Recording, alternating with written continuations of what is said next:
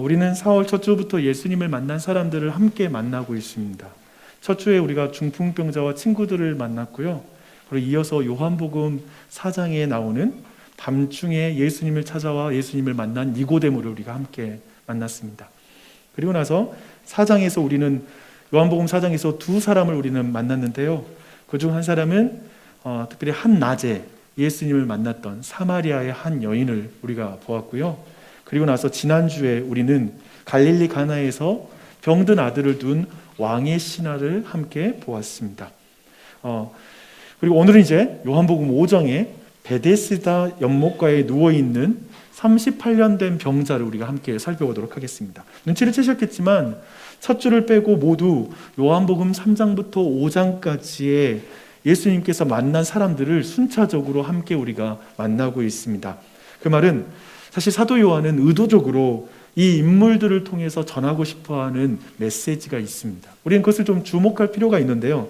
요한복음 1장을 여러분이 한번 보신다면 예수님이 가나의 혼인잔치에서 물을 포도주로 변화시키는 그 사건이 나옵니다. 근데 그때 그 사건의 마무리는 뭐냐면 이것이 첫 번째 표적이었다라는 언급으로 그 내용을 마무리하고 있고요. 그 후에 예수님께서는 예루살렘으로 장소를 이동해서 여러 가지 표적을 행하셨고 이 많은 표적 가운데 많은 사람들이 예수님을 믿게 됩니다. 어떤 분을 믿게 되냐면요, 이분은 특별히 하늘로부터 내려온 특별한 선생님이야 라고 예수님을 특별한 선지자로 믿게 됩니다. 그 중에 하나가 니고데모였고요. 중요한 건 그런 표적 신앙을 예수님이 어떻게 평가하셨는가가 니고데모를 통해서 나타나는데요. 이제 그 표적 신앙이라는 것이 얼마나 한계가 있는지 그리고 얼마나 피상적인지에 대해서 예수님은 니고데모를 통해서 분명하게 말씀하십니다. 나중에 이제 예수님이 십자가에 달려 죽을 때 사실 니고데모가 그 장례를 준비하거든요. 즉 그때 예수님이 죽으신 이후에 분명한 믿음을 가진 것이 드러났지만 사실 그날 밤에 예수님이 니고데모를 만났을 때에는 니고데모가 어떤 결단도 하지 않고요, 어떠한 반응도 정확하게 보이지 않는 것으로 내용이 마무리가 됩니다. 근데 이 말을 하는 이유는 뭐냐면 이제 누가복음 4장에서 이제 사마리아 여인을 예수님이 만나는데 그 여인과 이 니고데모가 여러모로 대조되기 때문에 그렇습니다. 이제 사마리아의 수가성이란 곳에 예수님께서 가게 되시는데 거기서 매우 부도덕한 여인을 만나게 됩니다.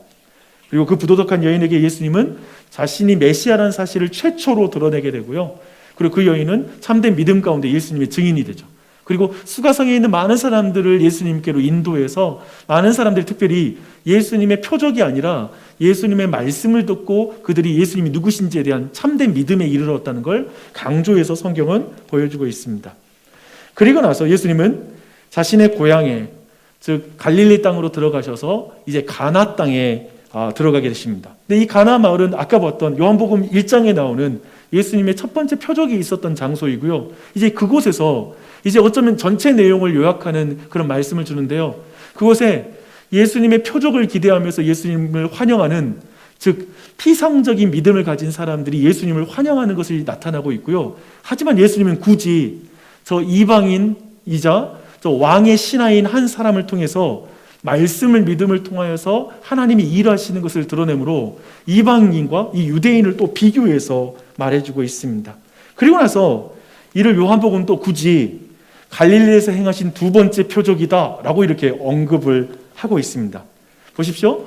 지금 예수님의 초기 사역을 요한은 갈릴리 가나에서 출발해서 예루살렘, 사마리아, 다시 갈릴리 가나로 마무리를 합니다. 그리고 그 모든 처음 시작부터 첫 번째 표적이었다, 두 번째 표적이었다 라고 이렇게 말하므로 이 내용을 하나의 라운드로, 하나로 그룹으로 이렇게 묶어내고 있는 걸 보게 됩니다. 이 첫 라운드에서 예수님은 물이 포도주로 변하듯이 이제 새로운 시대가 도래했다, 본질적인 변화를 일으키는 시대가 도래했다라고 그렇게 말하면서 이제 그 변화를 자신이 이루게 될 것이라는 걸 사람들에게 계시하게 되죠. 하지만 그렇지만 사람들의 반응이 나누어진 것을 분명히 보여주고 있습니다. 저 유대인들은 예수님이 행하는 기적을 주목하지 예수님을 주목하지는 않고요.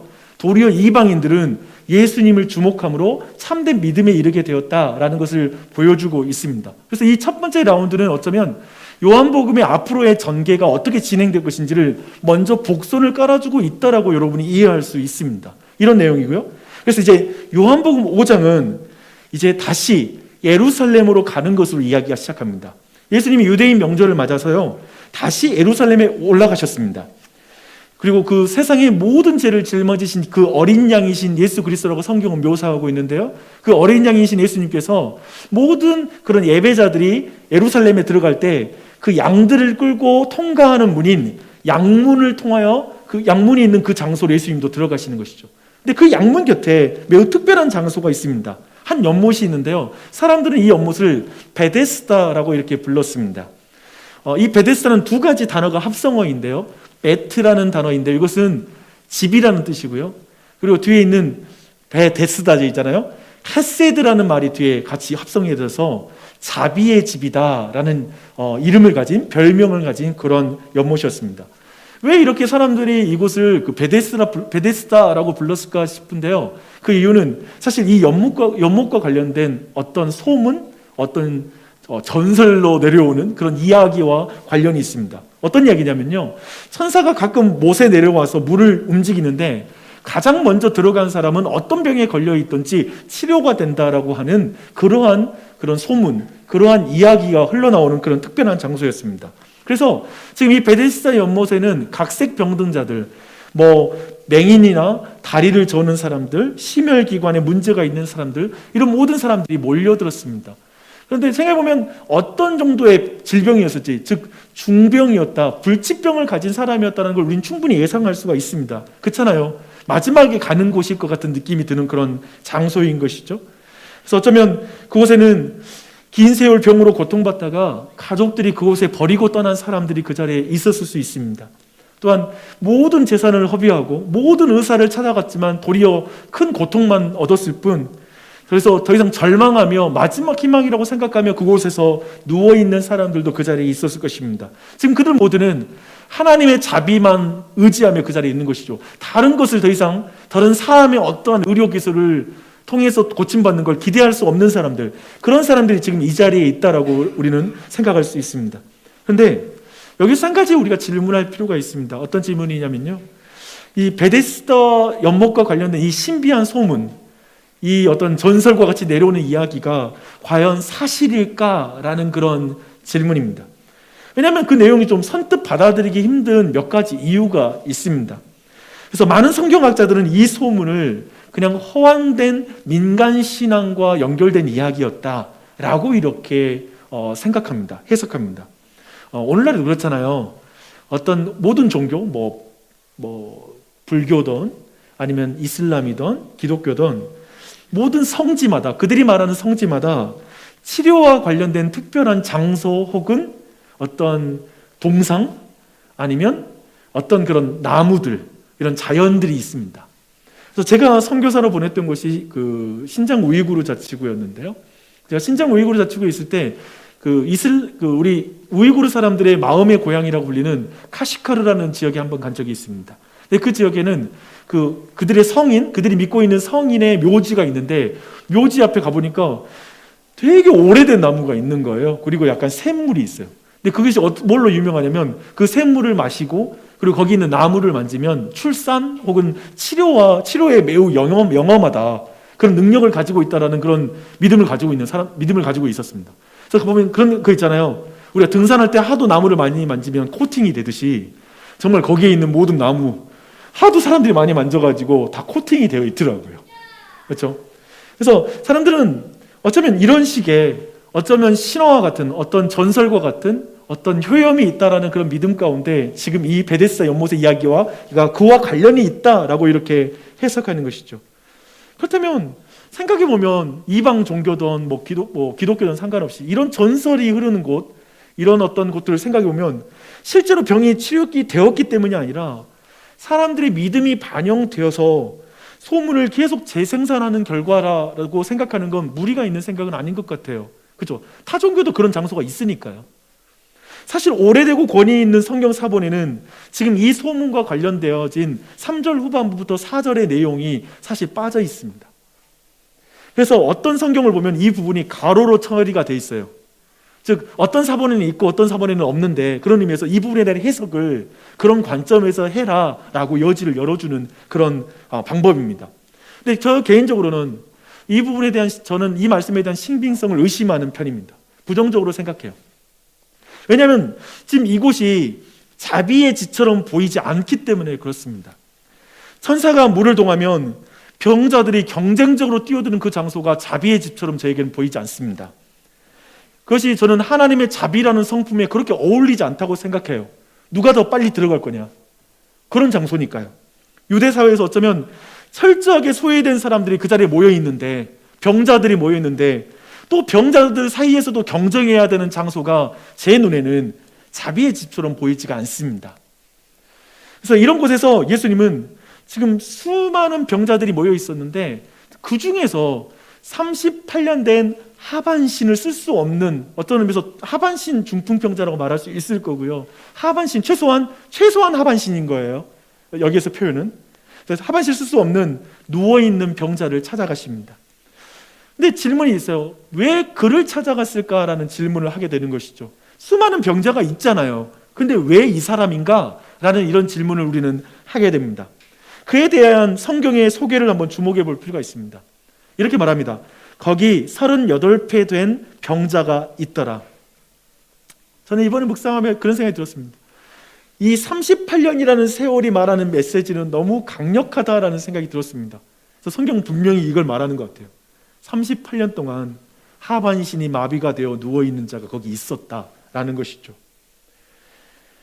38년 동안 병들었으나 베데스다 연못에 누워있다라는 말은 무슨 의미일까요? 우리는 알고 있죠. 아마도 우리 안에 나이 드신 부모님께서 이렇게 이제는 누워 계시는, 뇌경색이나 때로는 어떤 질병 때문에 누워 있어서 등에 욕창이 나서 움직일 수 없거나 여러 가지 문제 때문에 그 병 간호로 한 주 정도, 아니면 정말 며칠만 돌봐도 38년이라는 이 시간의 무게가 무엇인지를 다 이해할 것입니다. 그것에 대해서 많은 생각을 하게 될 것입니다. 또 그 질병이 이 병든 사람의 내면을 얼마나 파괴했을지, 어떤 영향을 줬을지도 우리는 충분히 상상이 됩니다. 왜냐하면 우리는 코로나 때문에 2주 동안 한 장소에 격리될 때에도 우리 마음의 심적인 고통을 어마어마할 수 있기 때문에 그렇습니다. 그리고 그의 모든 이 질병이 38년이 된 이 질병이 그가 사랑하는 모든 관계를 어떻게 흔들어 놨을지, 그의 사랑하는 가족들을 얼마나 고통스럽게 했고 또 실질적으로 이 사람들과의 관계가 어떻게 깨졌을지 우리는 충분히 상상할 수 있습니다. 그런 말 하잖아요. 오랜 병에 장사 없다라는 표현을 우리는 늘 말하죠. 아무리 효자라도 부모님의 질병이 한동안 지속된다면 아마도 그 관계에 큰 영향을 주게 된다라는 그 말일 것입니다. 그래서 사실 오늘 이 38년 된 병자의 곁에는 아무도 남아있지 않습니다. 그게 사실 굉장히 강조되고 있습니다. 그의 치료를 믿지 못하고 이제 가족들도 살아야 되니 집으로 돌아갔을 수 있습니다. 어쩌면 다른 의미로 또 나쁘게 본다면 가족들에게 완전히 버림받고 또한 그 자신도 이제 스스로 움직일 수 없는 상태이기 때문에 집에 돌아가고 싶어도 돌아갈 수 없는 상태, 그리고 이제 그 베데스다 그 연못이 이제 자신의 집이 되어서 다른 대안이 없는 상태로 그 자리에 지금 앉아있는 사람일 것입니다. 누워있는 사람일 것입니다. 예수님은 지금 많은 병자 중에 그 사람을 찾아갔어요. 성경은 좀 더 그 이유를 이렇게 말하고 있죠. 그가 누워있는 것과 병이 벌써 오랜 중인 줄 아시고, 우리가 굳이 예수님이 왜 그 사람을 콕 집어서 갔느냐라는 걸 따져본다면 항상 이 성경의 기록을 한번 주목할 필요가 있습니다. 그가 누워있는 것과 병이 벌써 오랜 줄 아시고, 예수님은 그가 병으로 더 이상 일어설 수 없을 정도로 무력한 사람이라는 것을 보고 계십니다. 철저히 무력한 거죠. 제가 볼 땐 이런 것 같아요. 38년쯤 이렇게 허리를 세울 수 있을지라도 한 38년 아니면 수십 년 가까이 그 우물이 움직이는 것, 그걸 기대하고 있었던 사람들도 이제 모든 걸 포기하고 그냥 누워 있었을 것 같아요. 더 이상 볼 소망이 없는, 바라봐도 소용이 없는 상태, 어쩜 그런 상태인 것 같습니다. 그는 더 이상 물이 동하는 것을 지켜보지도 않는 것 같아요. 그냥 누워 있는 거예요. 예수님은 오랜 병으로 그가 어떠한 고통을 당했을지 충분히 공감하고 계시는 것입니다. 그걸 다 알고 계시는 것입니다. 왜 예수님이 그를 찾아가셨을까요? 라고 우리가 굳이 질문한다면 그 사람은 베데스다 연못에서 가장 절망적인 사람이었습니다.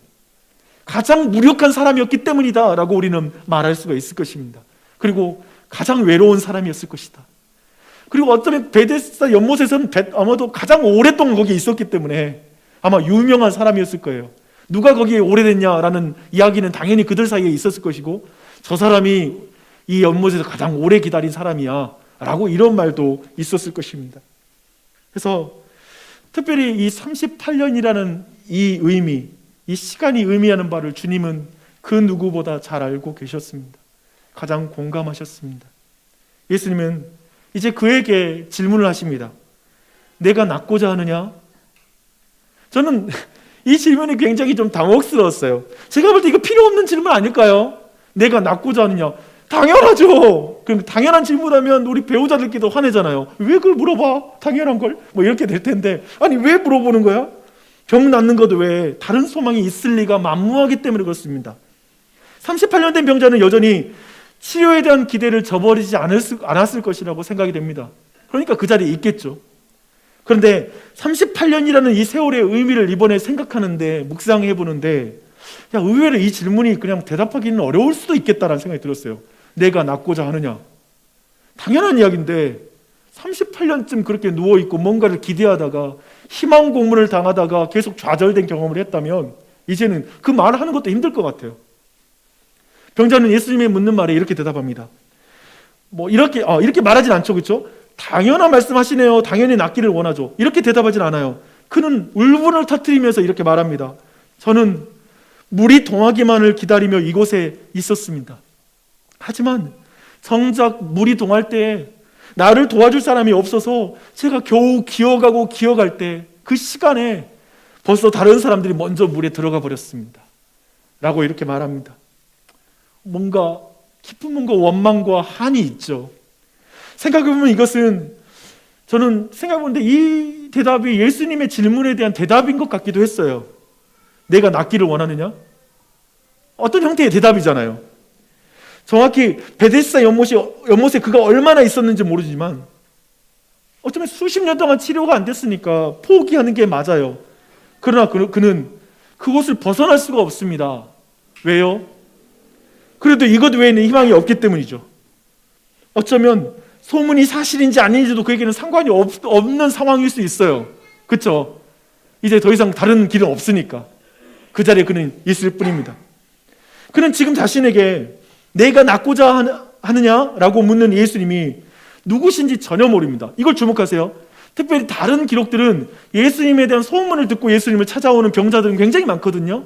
근데 지금 오늘 본문에서는 예수님에 대한 정보가 전혀 없다는 거예요. 그리고 심지어는 오늘 치료가 일어나고 나서도 예수님이 사람들 때문에 먼저 자리를 벗어나게 되고 나중에 다시 와서 예수님을 드러내시거든요. 예수님에 대한 정보가 전혀 없어요. 자기를 치료한 사람이 누군지도 몰라요. 지금 성경은 그걸 강조하고 있어요. 그런 의미에서 그렇게 내가 낫기를 원하느냐는 이 질문에 그 사람은 내가 낫고 싶은지 물으셨나요? 왜요? 당신이 물이 동하면 저를 물에 넣어줄 수 있습니까? 낫기를 원하냐고요? 언제 물이 동할지 모르는데 저와 함께 그것을 좀 기다려 주실 수 있습니까? 제게는 아무것도 남아있지 않습니다. 제게는 사람을 고용할 재산도 없고요. 제게는 나를 돌봐줄 가족도 아무도 없습니다. 근데 내가 어떻게 치료돼요? 내가 원해봤자 뭐예요? 내가 원한다고 해서 되는 세상인가요?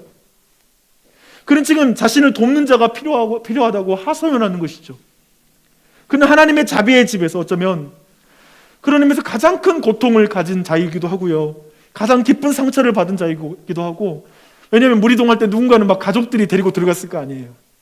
그거 보면 복장이 터지는 거지. 가장 많은 상처를 받은 사람, 그 자리고 가장 외로움을 가진 자로서 그 자리에 지금 누워 있는 것이죠. 예수님은 그 사람 찾아가신 것입니다.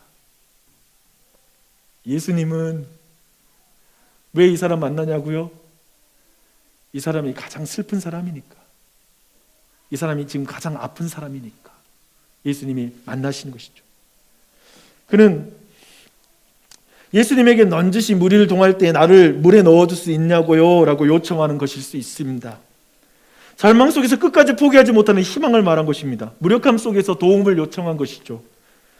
근데 예수님은 이 병자에게 이렇게 선언하십니다. 일어나 내 자리를 들고 걸어가라 라고 말씀하십니다. 정말 놀라운 말씀이에요. 이것은 지금 병자가 기대하는 말은 아니에요. 생각해 보세요. 지금 병자가 기대할 수 있는 최고의 대답, 예상할 수 있는 최고의 대답은 뭐냐면, 하나님이 물을 동하실 때까지 내가 당신 곁에 같이 기다려 줄게요. 그리고 당신이 먼저 물에 들어갈 수 있도록 내가 만반의 준비를 해주고 당신을 도와주겠습니다. 어쩌면 지금 이 병자가 예수님께 기대하는 대답을, 최고는 아마도 그런 대답을 기대할 수 있었을 거예요. 근데 예수님은 쉽게 말하면 이렇게 말씀하십니다. 기다릴 필요 없다. 즉시 일어나 걸으라. 이렇게 말한 것이죠. 이는 지금 사실 예수님이 그 병자에게 예수님이 누구신지를 분명하게 드러내는 말씀입니다. 이렇게 말하는 것이죠. 나는 하나님이 일하시는 것을 기다리는 사람이 아니다. 기다리는 사람이 아니다. 나는 천사가 물을 동하기를 기다렸다가 너를 도와주는 사람이 아니다. 나는 지금 명령으로 너를 걷게 할 수 있는 그런 존재이다. 나는 너를 돕는 자가 아니라 너를 지금 일으키는 치료자이다. 난 메시아다. 라고 지금 이렇게 말하는 것이죠. 그래서 어쩌면 38년 된 병자의 입장에서는 이 순간 예수님께서 야, 너 자리를 들고 일어나서 걸어가라 라는 이 말씀을 들을 때 그 사람의 입장에서는 분명히 자신의 입장 선택해야 돼요. 어떤 걸 선택해야 되면 연못을 계속 보고 있을 것인가? 아니면 예수님을 바라볼 것인가? 베데스다의 전설을 믿을 것인가? 아니면 예수님의 말씀을 믿을 것인가? 38년 동안 누워있는 것에 익숙해졌던 내가 일어날 수 있을까? 내 외투가 아니라 매트로만 사용된 내 이 자리를 내가 들고 일어날 수 있을까? 라는 이 질문이 그에게 있었겠죠. 성경은 이렇게 답합니다. 그 사람이 곧 나와서 자리를 들고 걸어가니라. 아멘. 그 사람은 정말 평생 동안 병 고침의 은혜를 소원한 사람이에요. 근데 그 은혜를 잊기 위해서는 하나가 필요했어요. 사람들의 도움이 필요했어요. 이게 그 사람의 간절한 갈망이에요. 난 사람들의 도움이 필요해. 도울 사람이 간절했습니다. 그런데 지금 그를 돕고 있는 사람은 단순히 돕는 사람의 그 이상의 존재라는 걸 성경은 말하고 있습니다. 그의 고통과 슬픔, 오랜 상처, 깊은 외로움을 누구보다 잘 알고 있고 누구보다 공감하고 있기 때문에 그를 지금 찾아간 사람, 그런 자신을 만나주신 분이시죠. 근데 그분은 단지 그의 병을 낫게 하시는 분을 넘어서서 그는 참 하나님이십니다. 그러나 예수님은 단지 육체만을 고치시는 분은 아니에요. 사실 이 사건 이후에 14절에 보니까 이렇게 말씀이 있어요.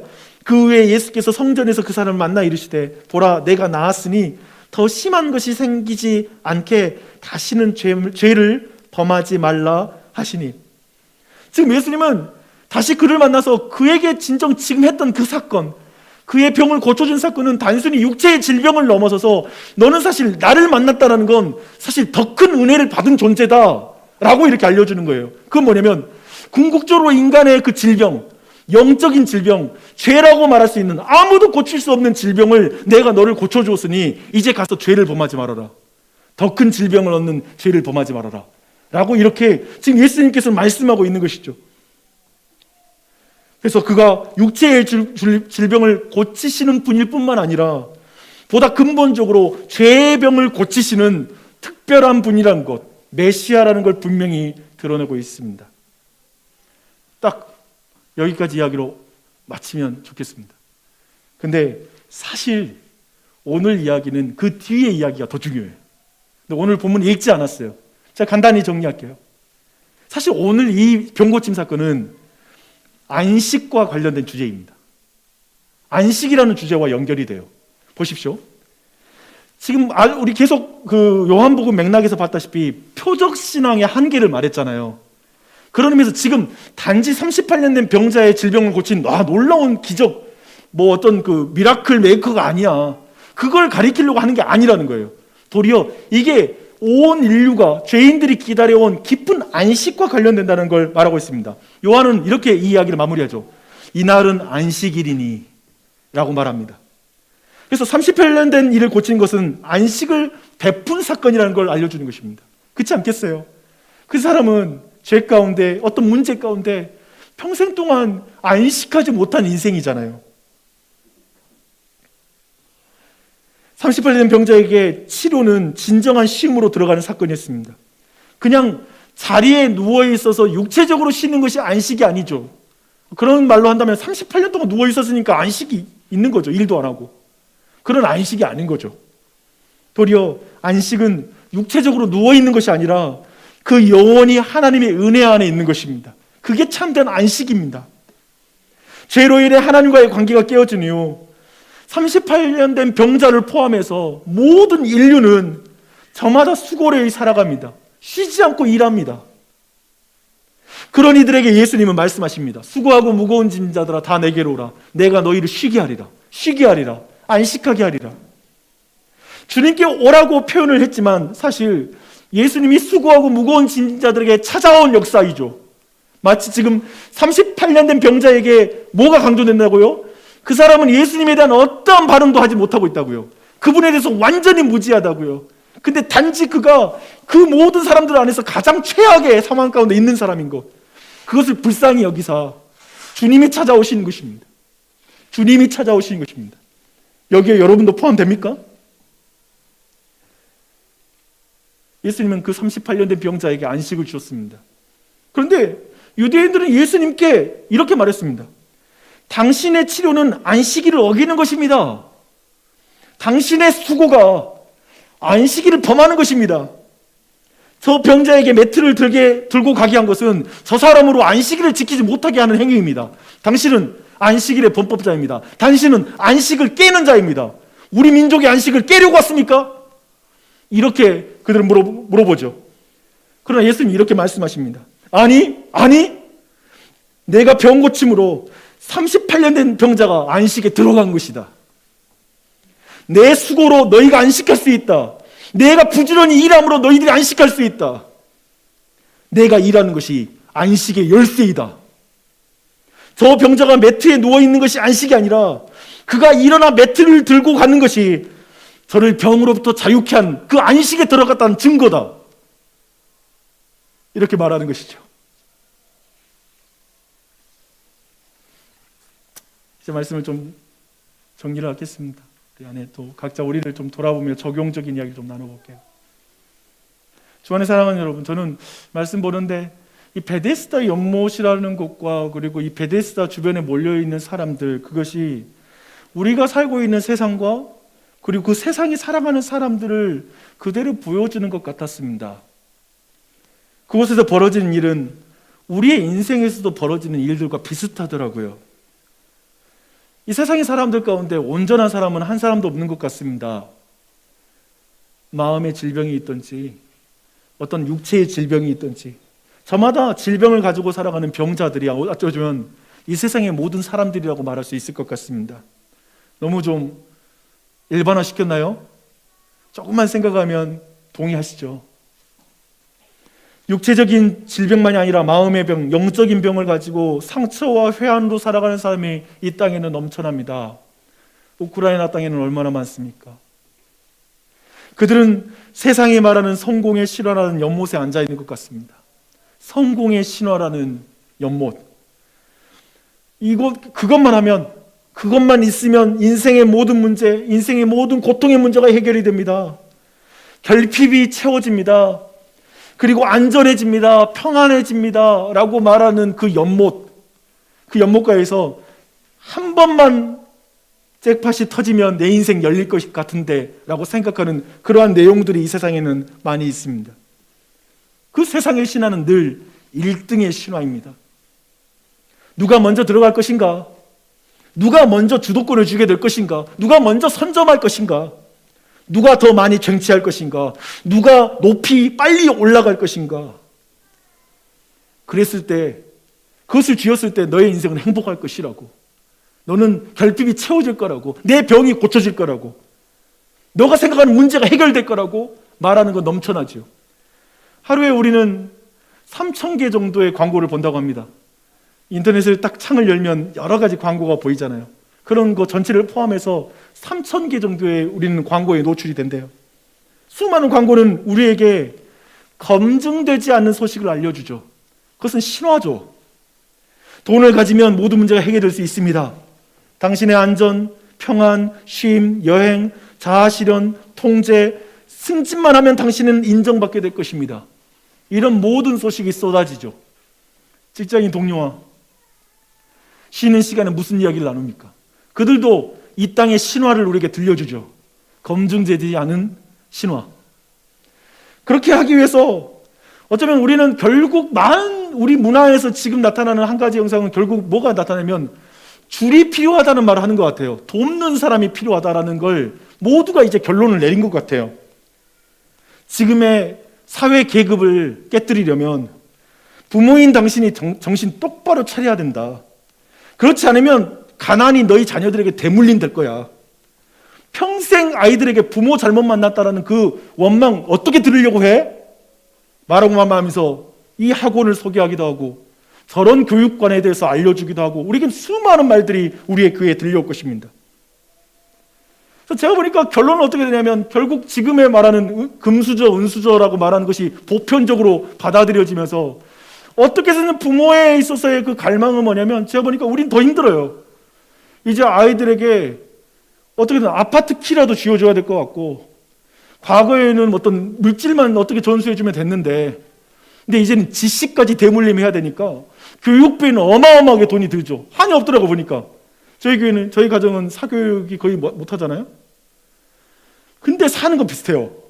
교육비 여러분 많이 쓰시더라고요. 저희들은 집에서 그냥 아이들 어떻게 하고 있지만 그러니까 뭔가를 많이 번 듯하지만 그렇게 객관적으로 비교할 수가 없겠더라고요. 어마어마한 투자 가운데 스트레스를 받고 있고 거기 안에 중압감 그리고 부모를 정죄하는 말들이 가득하죠. 너가 무능력하니까 그래. 너희 아들이 그렇게 되는 거야. 이런 말을 계속 자극하는 것이죠. 그래서 38년 된 병자가 말하는 것처럼 제게 필요한 것은 도움을 주는 사람이었습니다. 근데 우리 부모님은 나에게 큰 도움이 안 됐어요. 그 말 듣기 싫은 것이고 또 우리 모두가 뭔가 도움이 주는 사람이 되려고 하고 싶은 마음이 어쩌면 우리 모두에게 갈망일 것입니다. 그게 남는 것 같아요. 그런데 이런 모든 말들이 신화가 됩니다. 왜 이런 말들이 신화냐면 돈으로 이혼 문제가 해결이 안 되는 거예요. 로또 맞으면 반드시 이혼으로 연결됩니다. 신기하죠. 해결이 안 된다는 거예요. 돈으로. 로또를 맞으면 이상하게 아내와 배우자를 갈아요. 자동차도 갈 것이고 집도 갈 것이고 승진에 미칠 때 정말 승진에 모든 걸 올인할 때 회사에서 지독하게 외로움을 경험할 것입니다. 외로움의 문제를 승진이 해결하지 않아요. 학위가 당신을 쉬게 하지 않아요. 제가 보니까 공부 잘했던 우리 교우들 보면 밤낮으로 일해요. 쉬지를 못해요. 찬찬히 보니 그래요. 야, 저것도 참 힘든 일이겠다. 쉼을 줍니까, 학위가? 이 세상은 그릇된 정보가 가득한 세상입니다. 검증되지 않은 정보가 가득합니다. 그러나 놀랍게도 그것이 사실이 아니어도 상관이 없는 세상이기도 해요. 온 나라가 부동산에 미쳐 돌아가는 게 분명히 잘못됐다는 걸 모든 국민들이 알고 있어요. 하지만 정권 바뀌면 그에 대한 입장도 다 바뀝니다. 그것이 사실이어도 사실 아니어도 상관이 없다는 느낌을 저는 받아요. 그게 궁극적으로 우리 국민 전체를 비참하게 만들더라도 우선 그 불을 꺼뜨리면 안 되는 거예요. 대한민국에 사는 이상 이것이 아니라고 해도 아무 소용이 없거든요. 이 세상 그렇게 갈 건데 내가 여기서 뒤로 묻혀지면 내가 뒤처지는 거지 차라리 여기에서 그냥 발 담그고 있는 게 낫거든요. 다 그것이 틀려도 맞다고 믿어야지만이 내 자산이 보호가 되거든요. 분명 우리가 살아가는 삶의 추구들이 근본적인 문제를 해결이 되지 않는다는 걸 많은 사람이 느끼는 거예요. 저는 이걸 말하고 싶었어요. 근본적으로 해결이 안 되는 거예요. 우리가 많은 연못들이. 베데스다 연못이. 이 세상을 떠나 살 수 없으니까 말입니다 하면서 그 자리에 있습니다. 지금 38년 병자가 치유가 안 돼도 못 떠나요. 왜냐하면 다른 대안이 없어요. 근데 그런 세상을 살아가지만 우리 모두는 이곳이 내가 안식할 곳이 아닌 것 같아라는 그 분명한 사실도 알고 있습니다. 이곳이 여러분에게 안식할 곳입니까? 이런 세상에 너무 익숙한 이들에게 예수님이 이렇게 물으십니다. 내가 낫고자 하느냐? 내가 낫고자 하느냐? 내가 참된 안식을 얻고자 하느냐? 내가 진정한 행복을 원하느냐? 안타까운 것은 이 물음 앞에 어쩌면 세상과 동일한 맥락의 기도를 그리스도인이 드릴 수 있는 것 같아요. 제가 행복하려면 제 아이들이 1등을 해야 되거든요. 제가 행복하려면 이 경쟁 사회에서 어떻게 해서든 승진도 빨리 해야 되고요. 그리고 어떻게든 더 빨리 50억을 모아서 조기에 은퇴한다면 저는 제 친구들에게 가장 인정받고 멋지다는 말을 듣게 될 것 같아요. 어떻게 해서든 그것을 제 친구들보다 빨리 구입하고 싶고요. 그 집을 사고 싶어요. 그런데 돕는 자가 없네요. 아유, 우리 부모님 진짜 잘못 만난 것 같아요. 그래서 정말 도움도 안 되시고, 도리어 이거 지금 용돈 나눠드려야 되니 힘들고요. 또 월급쟁이로는 뾰족한 수가 없네요. 또 내 자식들 좀 공부 좀 잘하면 좋겠는데 취미가 없어요. 이것도 저를 너무 힘들게 만드네요. 내 인생에 돕는 자가 없네요. 내 인생에 도움이 되는 사람이 없네요. 라는 말을 하게 되는 것이죠. 우리는 교회에서도 이런 맥락의 기도와 푸념을 들은 것 충분히 가능할 것입니다. 물론 여러분 모두가 그렇다는 말은 아닙니다. 그런 이들 중에 어쩌면 가장 무력하고 비참한 인생 38년 된 병자를 예수님이 찾아가셨다는 그 의미는 뭘까요, 여러분? 나는 이 부분에서 그냥 감사가 되는 것 같아요. 지금 그 상황에서 가장 절망적인 사람을 찾아가신 거예요. 거기에 여러분이 포함 안 될까요? 여러분이 거기서 제외될까요? 아니라고 믿습니다. 예수님이 여러분 찾아오셨습니다. 여러분의 마음의 문을 두드리고 계십니다. 오늘도 이 말씀을 통해서 우리를 찾아오십니다. 당신의 고통과 슬픔을 가장 깊이 있게 이해하고 공감하시는 예수님이 여기에 계십니다. 그리고 예수님이 여러분에게 참된 안식을 주시겠다고 말씀하십니다. 일어나 내 자리를 들고 걸어가라. 기다릴 필요 없다. 즉시 일어나 걸으라. 그것을 가질 필요가 없다. 지금 너는 나를 가지고 있다. 너는 나를 가지고 있다. 예수님은 이 세상에서 성공신화해서 우리를 1등으로 만들어 안식을 가질 수 있다는 말을 도와주는 분이 아니십니다. 예수님은 참되고 유일하신 곧 하나님이시며 그분 안에서만 우리가 안식할 수 있다라고 말씀하십니다. 이 예수님을 만나십시오. 아직 우리 믿음이 약하고 그게 뭐지? 그러니까요. 좀 그 예수님을 믿어서 만족한다는 게 뭔지 좀 알고 싶네요. 감사합니다. 은혜 받으셨네요. 기도하십시오. 더 알려달라고 정직하게 그분 앞에 고백하십시오. 저 사마리아 여인에게 연못은 남자였죠.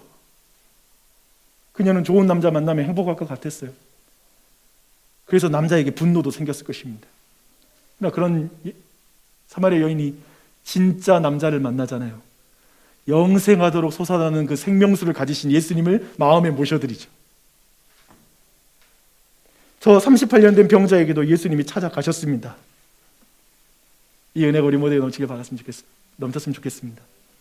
4세기에 활동한 기독교 철학자이자 목회자인 아우구스티누스라는 인물이 있습니다. 서양 철학사에 그리고 지금 기독교의 신교와 구교 모두에게 가장 큰 영향을 끼친 그런 신학자, 목회자라고 생각하시면 됩니다. 근데 그는 젊었을 때 그에게도 연못이 있었습니다. 그래서 그는 굉장히 똑똑한 만큼 참 갈급함이 많아서요. 그는 정말 굉장히 공부도 많이 했고요. 그리고 출세를 향해서 추구했고요. 또 한편에 성적인 타락도 그가 했습니다. 또 여러 정부를 두고 그냥 그들 중에서 사생활까지 많이 나왔어요. 그리고 그 자신이 이단에까지 빠졌습니다. 광범위하죠. 이 사람이 행한 일이라는 게. 근데 그의 어머니가 끊임없이 그를 위해서 기도했습니다. 그리고 그는 어느 날 말씀을 통해서 하나님을 만납니다. 예수님을 만납니다. 그가 이렇게 말했어요. 하나님께서는 우리가 하나님을 향해 살도록 우리를 지으셨기 때문에 우리가 하나님 안에서 쉬기 전까지 우리는 안식할 수 없나이다. 나를 그렇게 하나님을 위해 지어놨기 때문에 하나님만로 난 만족하게 지어졌다는 거예요. 그전에는 안식할 수 없나이다 라고 말합니다. 주님 여러분 마음에 거하실 때 여러분 안식할 수 있으세요? 우리에게 궁극적으로 필요한 건 사람의 도움이 아니라 예수님의 도움인 줄 믿습니다. 그 도우심의 은혜가 여러분에게 늘 있을 거예요. 다시 붙잡으시게요. 그 은혜가 우리 모두에게 넘쳤으면 좋겠습니다.